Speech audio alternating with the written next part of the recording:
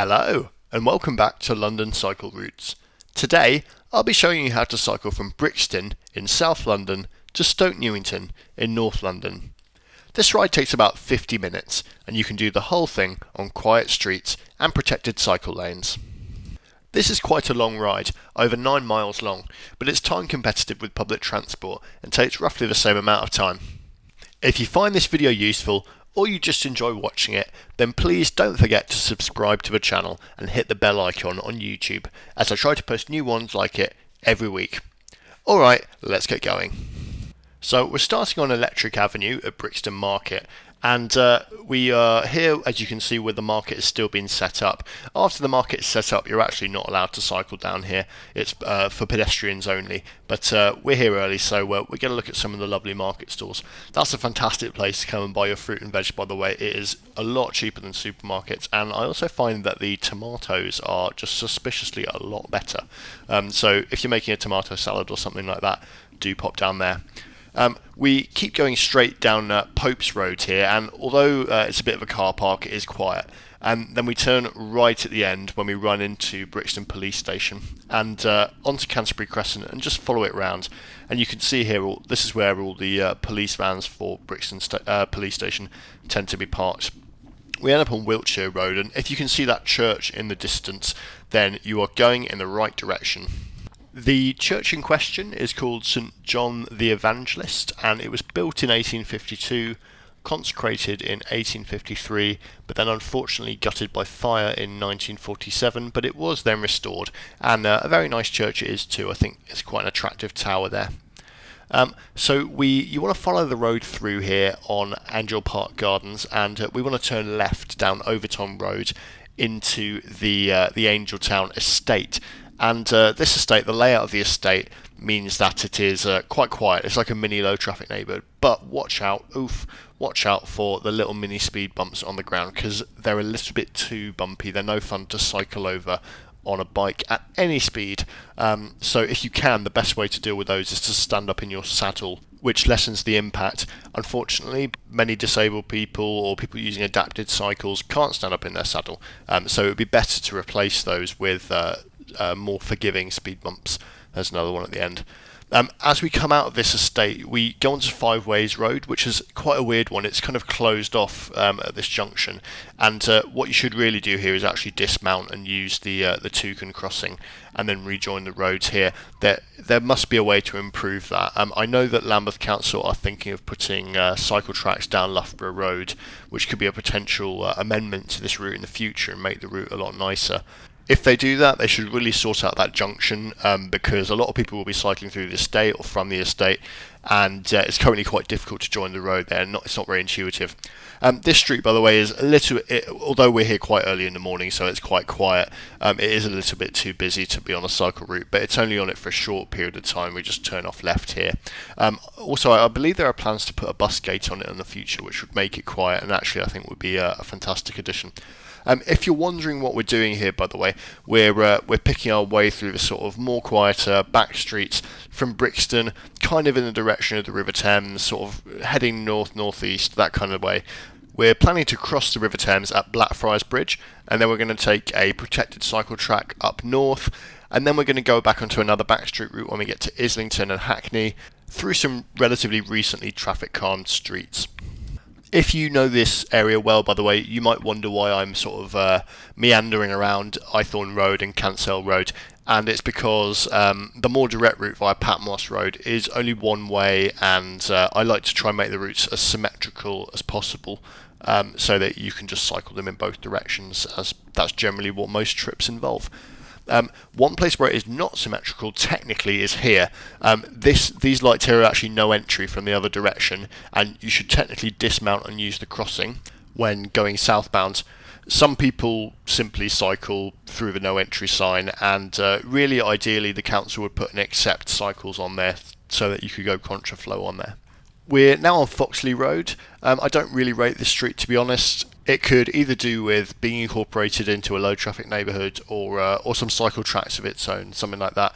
On the left, by the way, there is the Just Eat hub for the area, so if you ever order Just Eat delivered food, your rider will probably be there picking up their kit.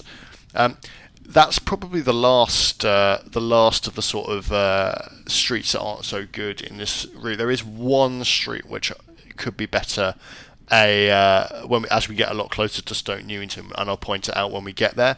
But actually, frankly, for now, it's pretty much all in low traffic neighbourhoods and on protected streets. So pretty much entirely traffic free the whole way across London.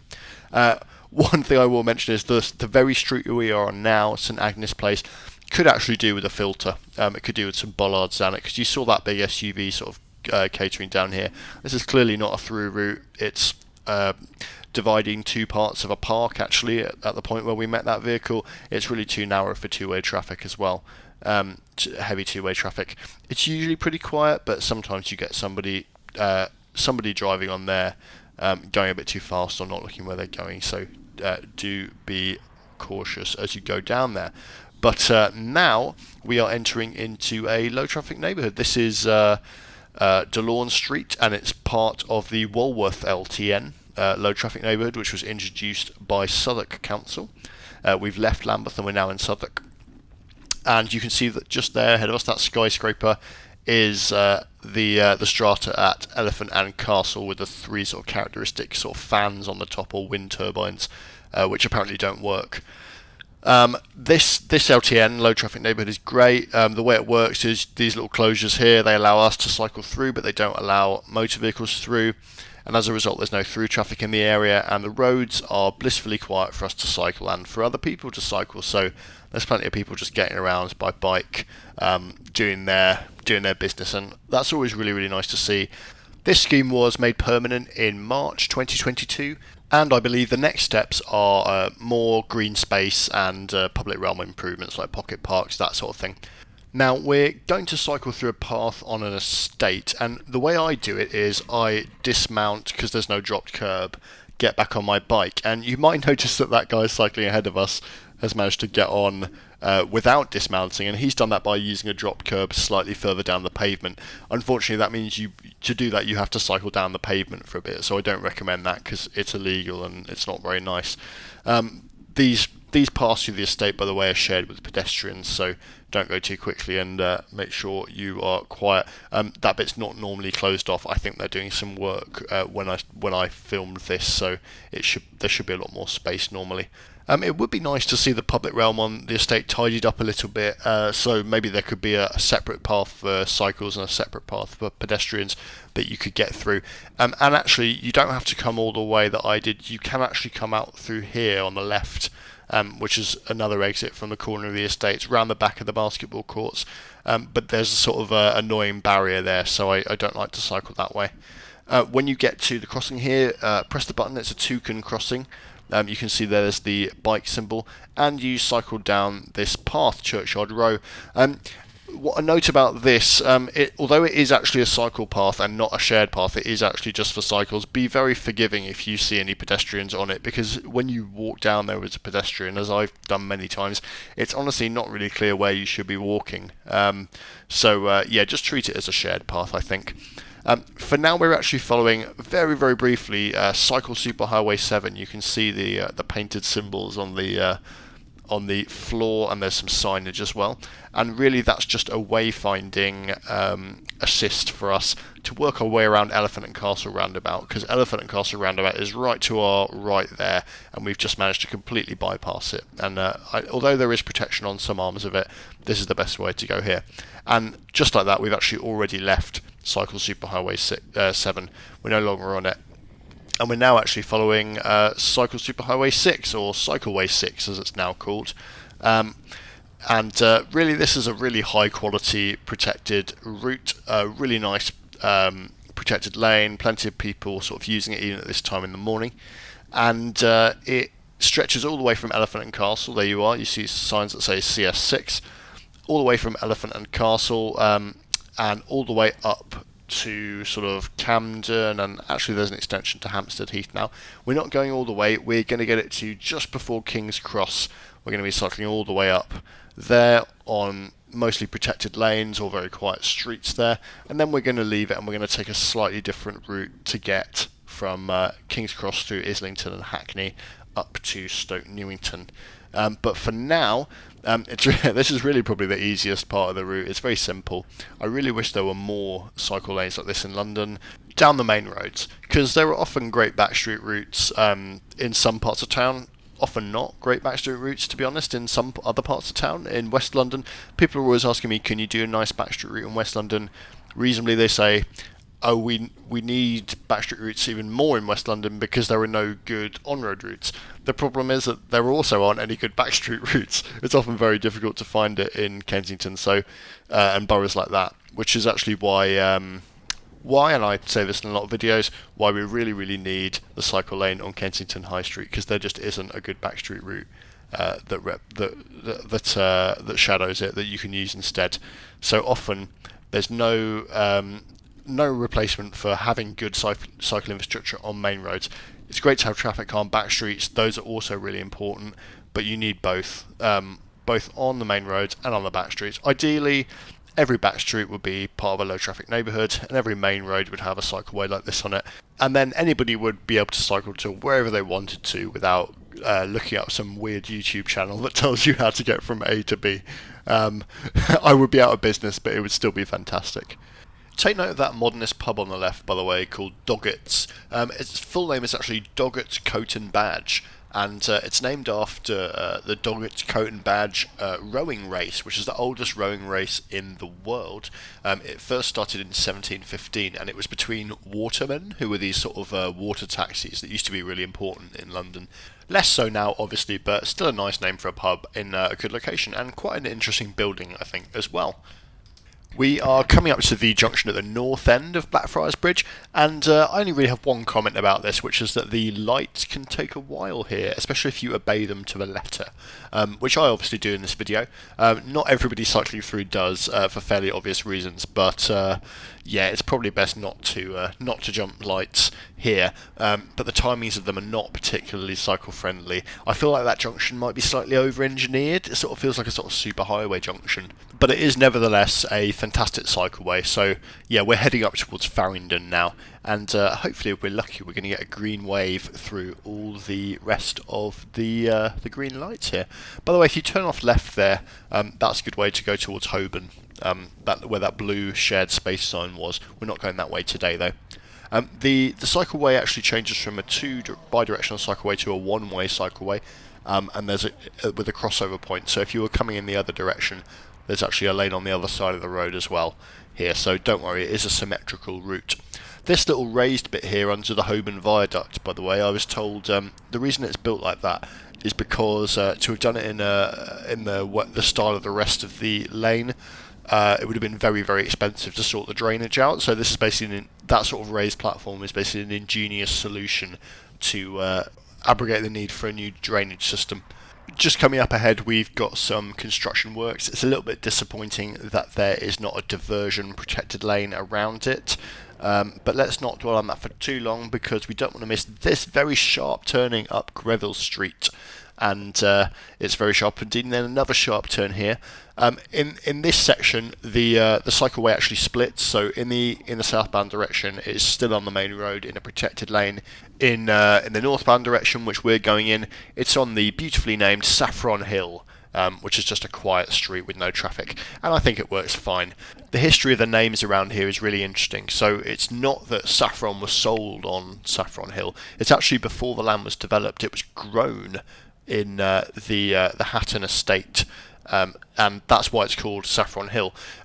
But just coming up, we're going on to Herbal Hill, and that was actually originally part of Saffron Hill until they built the Clerkenwell Road and cut the road in two. Then it became Little Saffron Hill, and then in the 1930s they renamed it Herbal Hill to avoid confusion, and it's called Herbal Hill as a nod to the nearby herb garden in nearby Ely Palace, which I believe is the Bishop of Ely's residence near here, which was also linked to the Mitre pub, but that's a story for another day. And that name is obviously also a nod to Saffron Hill, which it runs onto. Now, unfortunately, coming up, this very long-running flat construction project on Phoenix Place has closed the road once again. I filmed this on the first weekend of April, so hopefully by the time you get down here, they will have reopen the road. I don't know when that's going to be. But I just dismounted and walked my bike like a very good boy. I would say that on this street there is the fantastic Postal Museum, sort of history of the Postal Service, and you can also go on the Underground Post Railway, which is amazing. You really have to do it. It's honestly brilliant. And the Post Museum is pretty good as well. Like, the museum itself's good. I think you can only buy them as a joint ticket. And yeah, go to both. So we turn right here down Calthorpe Street, and this is where we're actually leaving Cycleway 6, which we've been on pretty much since Elephant and Castle. Wait for the bike traffic lights here, and note that you get a green head start on the bike traffic lights ahead of the main traffic lights. I actually think that when you get a green head start, it should also be visible with a cycle symbol on the main traffic lights, because otherwise drivers just think you're skipping a red light if they're not looking at the right light, and that can provoke aggression and put you in danger, more danger than sometimes than the head start itself will will absolve you of. So but you know, it's nice to have a head start. It helps you get ahead of the traffic, and when there's not enough sort of capacity for a separate phase, it's a nice one to do. There's a very short bit on Amwell Street here, which I don't particularly like cycling on here. It really needs cycle tracks. You know, it's wide enough to have step cycle tracks, but then we turn off, and there's a protective island here, so you can wait behind this protective island as you turn in the event that there's more traffic. You might be interested to know that we are now following Quietway 2, as it is still signposted on the ground, these Q2 symbols that we're going past. This will be renamed, as the route has been renamed further to the west of the city. It will be renamed Cycleway 27, I believe. For some reason, this bit has not been renamed. For anybody confused as to why I keep saying different names for different routes, it's because Transport for London is in the process of renaming its Quietways and its cycle superhighways and calling them all Cycleways, which is a more neutral name and I think a better name. However, it's taken quite a while to do it. I think there's been some argy-bargy with getting the signs, getting the line painting machine, yeah, it's so they're taking a while to do it. But this is still, whatever it's called, this is still a great route. Quietway 2 used to be actually not fantastic, but since Islington Council, we're in the borough of Islington now. Since Islington put in its low traffic neighbourhoods, it has become an absolute dream route. It is great. As you can see, there isn't any traffic, and it's all because of these no through route sort of filters. And you can you've got the whole carriageway. It's a really pleasant ride past some lovely buildings, past some lovely trees, and yeah, you find plenty of people making use of it. And it's a really, really great link up into sort of northeast inner London, and between that and central. And I use it for a lot of routes when I need to, and we're using it for this one. It is a little bit twisty and turny, so keep an eye out for the painted symbols on the ground, and also the signage.